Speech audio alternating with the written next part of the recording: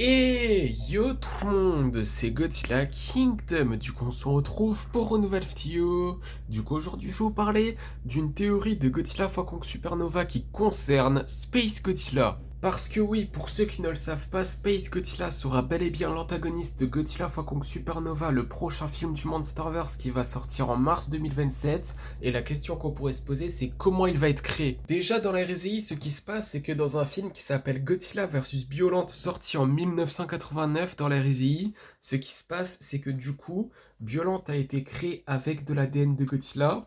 Et du coup, ce kaiju-là s'est fait battre par Godzilla, du coup, Biollante est morte.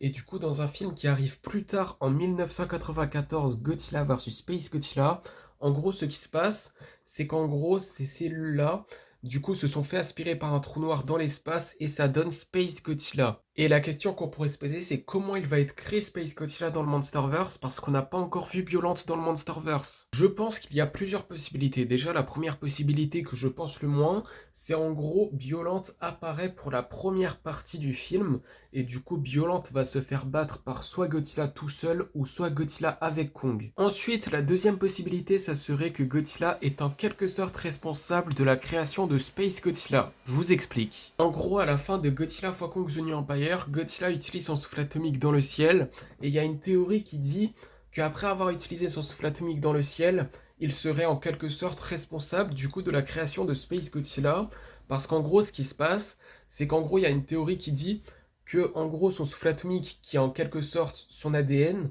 du coup avec un moyen ou un autre, du coup son souffle atomique est allé dans l'espace, il s'est fait aspirer par un trou noir, et du coup ça donne Space Godzilla. Et aussi il y a une autre possibilité qui dit que Space Godzilla serait Zosla Alawa, un ancêtre de Godzilla qui a consommé de l'énergie dans la Terre creuse, et du coup il a consommé tellement d'énergie qu'il est devenu tellement puissant, il a consommé tellement d'énergie qu'il est devenu malveillant, et du coup ça serait Space Godzilla.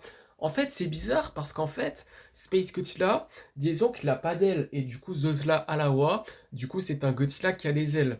Et du coup, bah en fait, ce qui serait possible, c'est qu'en gros, la première forme de Space Godzilla, ça serait le Godzilla avec des ailes, et sa forme finale, du coup, ça serait le Space Godzilla qu'on connaît, du coup, avec les cristaux sur ses épaules, etc.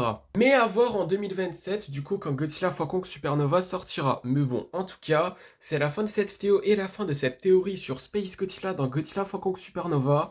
Du coup, j'espère que la vidéo vous aura plu. Si c'est le cas, n'hésitez pas à liker et à vous abonner. Si vous avez des questions, n'hésitez pas à me les dire dans les commentaires. Et sur ce, je vous dis à plus!